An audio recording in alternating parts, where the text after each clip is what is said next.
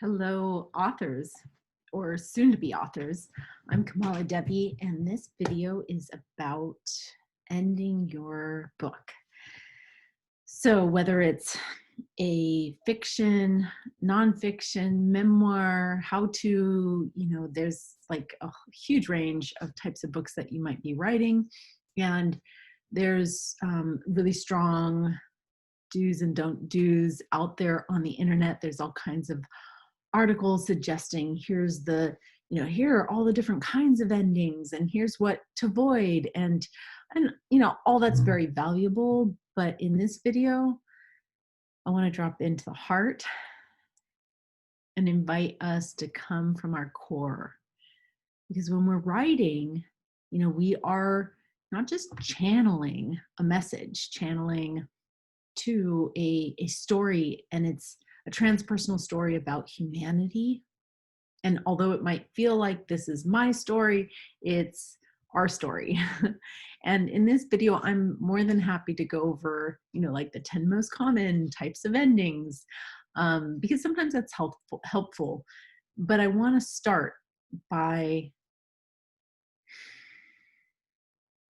empowering you that you have seen thousands of stories, whether you were hearing stories as a little kid before bed, watching, Disney, Hollywood, just movies. You've fantasized your own story. You've lived your own story.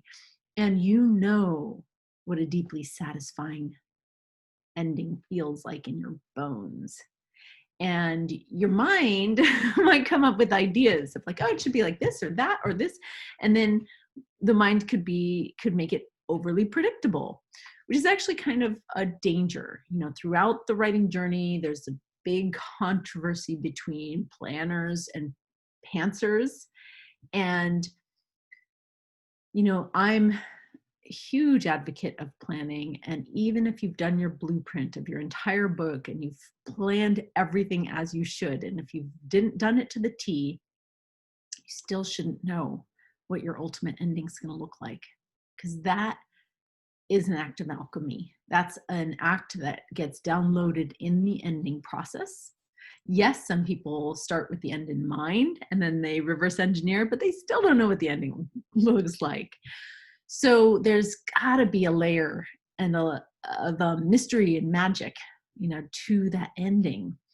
And hopefully everything that I share here will empower you for more magic.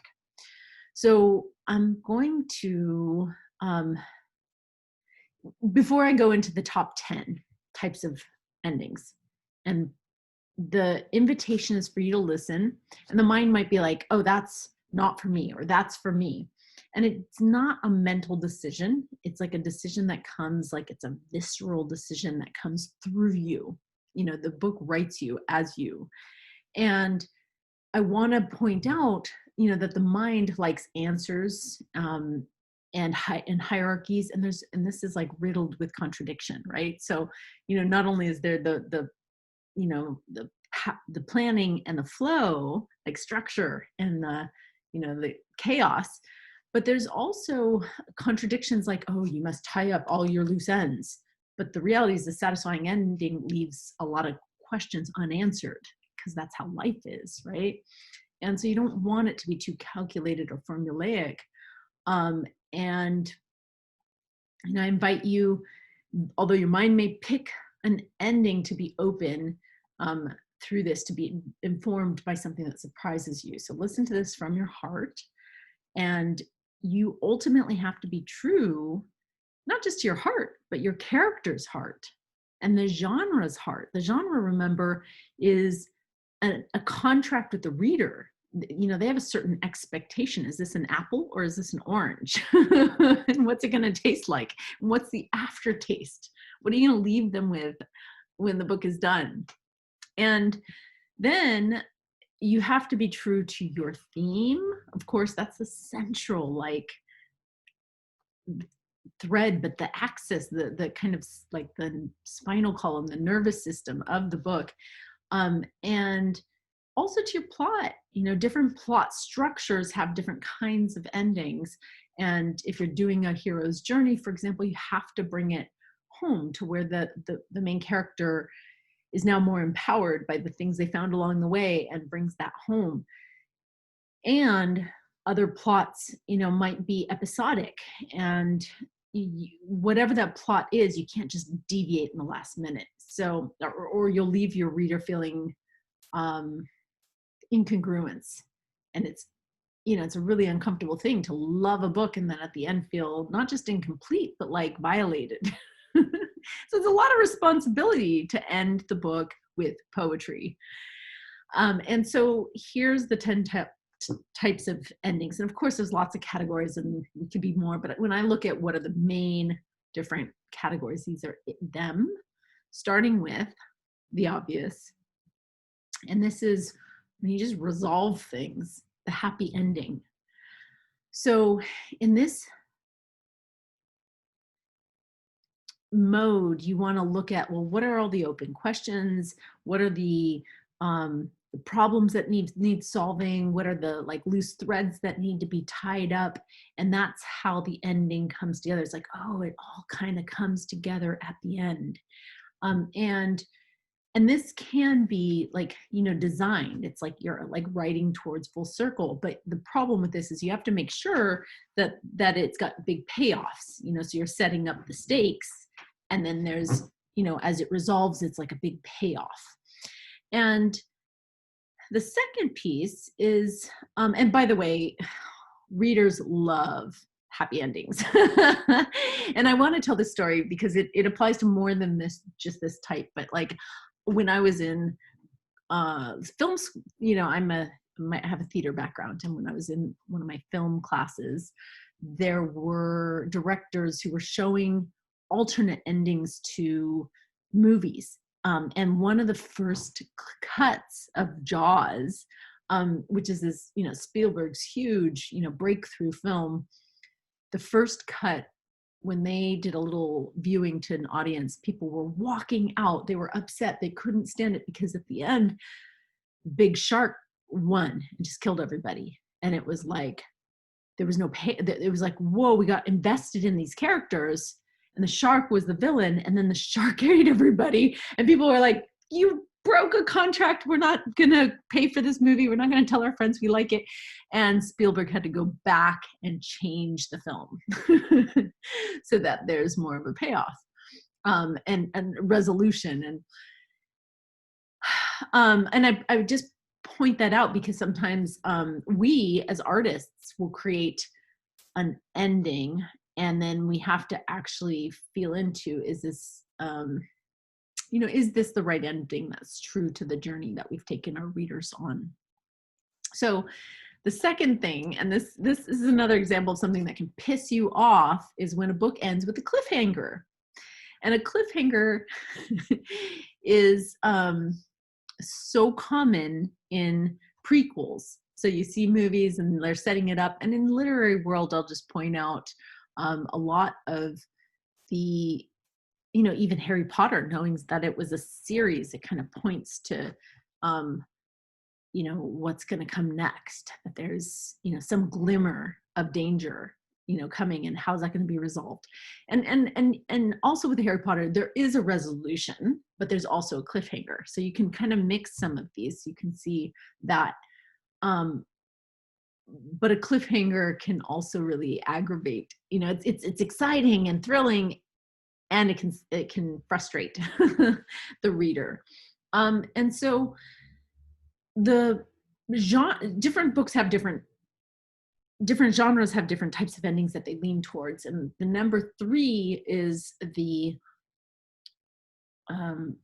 surprise ending, or the twist. And this is so typical of mystery novels. Like you're reading it and you're learning and you're trying to guess the ending, and then you want the ending. It's just a funny thing because it's like you want to let the reader use their own imagination and think they know what's going to happen. But if they actually are like, oh, I knew that was going to happen, it's not real fun. The author has to win and surprise them. So there's a bit of a chess game being played between the author and the reader. And, you want that surprise ending to be consistent with, you know, all of everything that you've set up, not unrealistic, but you want it to come in a way that wasn't predictable. And you know, I appreciate surprise endings are often like, it's like a mystical experience for most writers who don't know they're writing and don't know what's going to happen. And some people plot out their surprise endings, and then I'll add this twist. But either way, you want to be, no matter what kind of ending you choose, you always want to be open to be surprised yourself. So that keeps it fresh. So then we have number, I think 5 we're on, choose your own adventure. Now, choose your own adventures, like, there's 2 ways of interpreting it. The book series Choose Your Own Adventure literally has a reader say, okay, here's how it ends, or here's another ending, or here's another alternate ending. And if you're not in a Choose Your Own Adventure story, you could still do something, a literary trope that allows for the reader to use their imagination and kind of decide, oh, there's multiple ways this could end. So it's not filling in the blanks and the details. And then you could also, you know, you could also offer, you know, possible endings.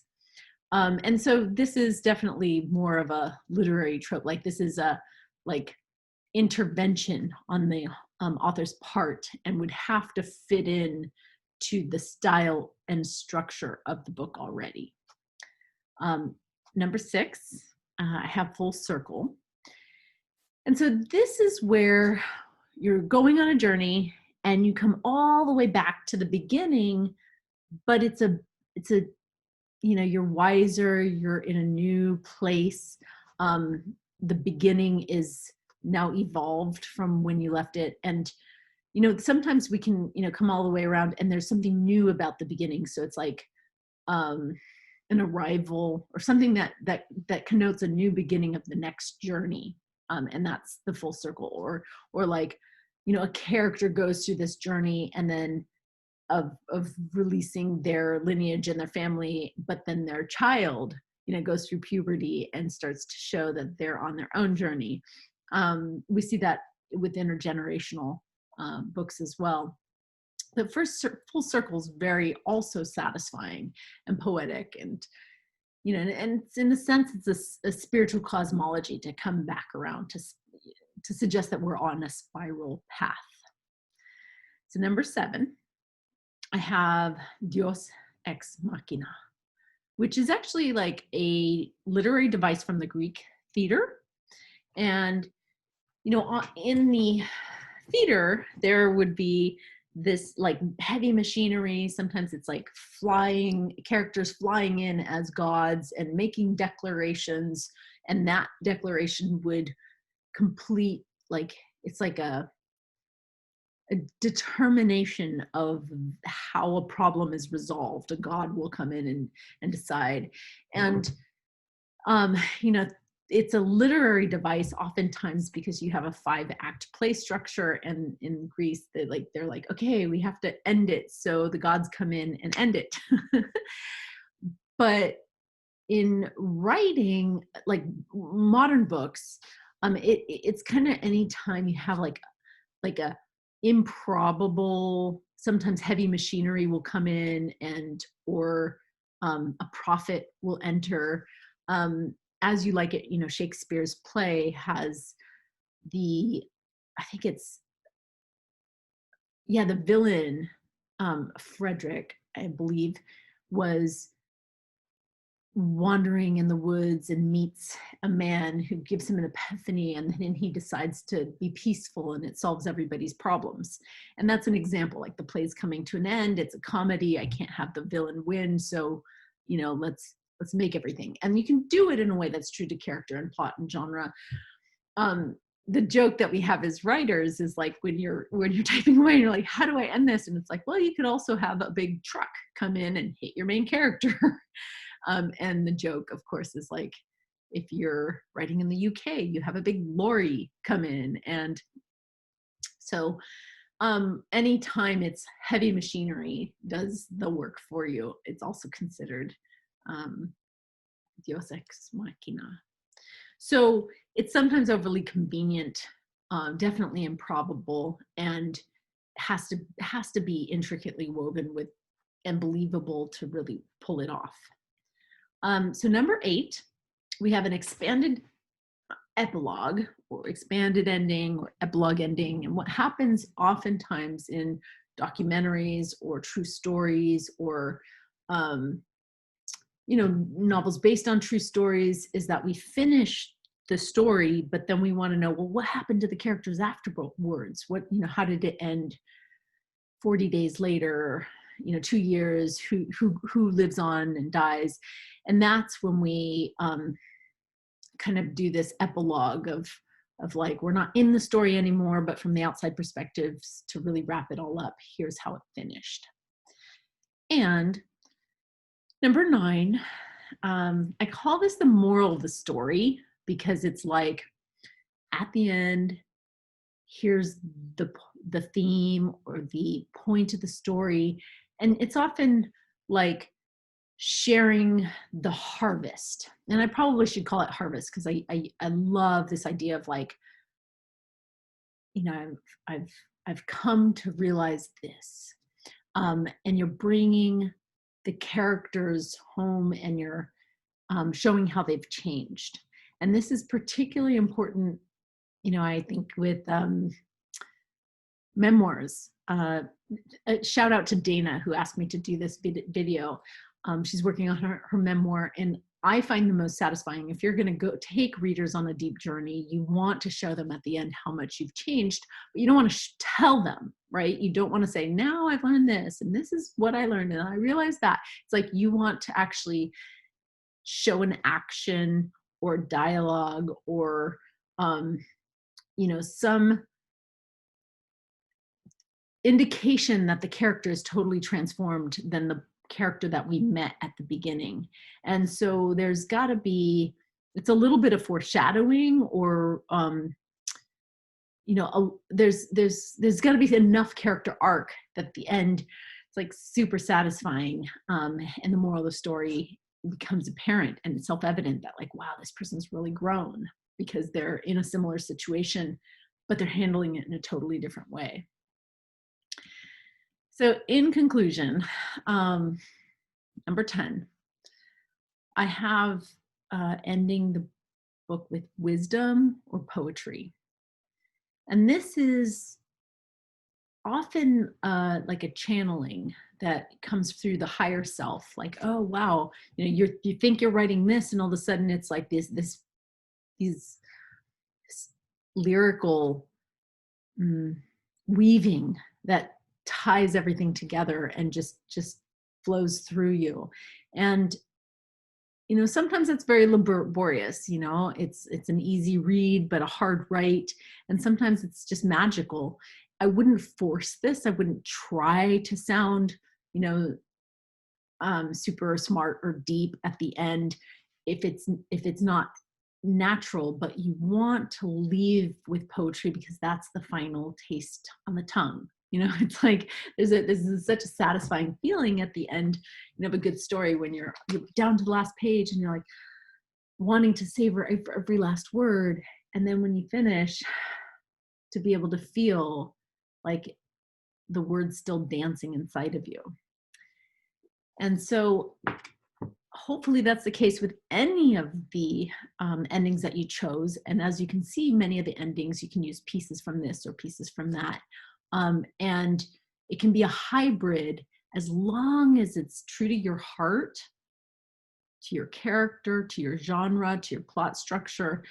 And you'll know in your like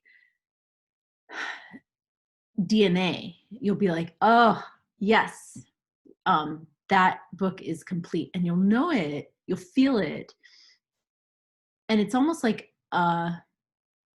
your ancestors are clapping around you, applauding. And your forecasters too, because a lot of what we write is it's a gift to the next generation.